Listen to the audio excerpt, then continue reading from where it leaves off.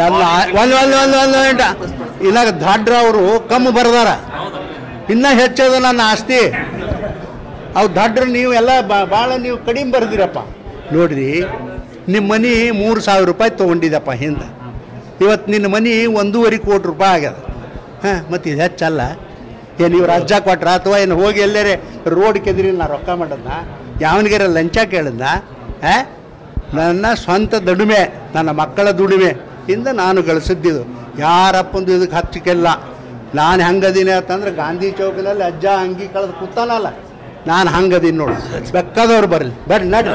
ಸಾಕು. ಗದ್ದಿಗೌಡರ ಆಸ್ತಿನೂ ನೀವು ಆ ಕಾಲಕ್ಕೆ 2009ರಲ್ಲಿ ಅವ್ರದ್ದು ಸೇಮ್ ಇತ್ತು, ನಿಮ್ಮದು ಸೇಮ್ ಇತ್ತು.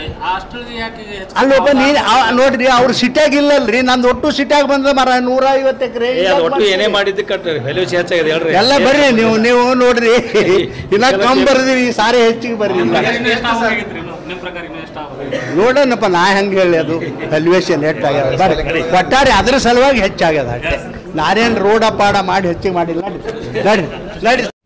और नए न्यूज़ों के लिए देखते रहिए अपना चैनल TV22 न्यूज़। लाइक करें, शेयर करें, सब्सक्राइब करें और बेल आइकन बटन दबाना ना भूलें।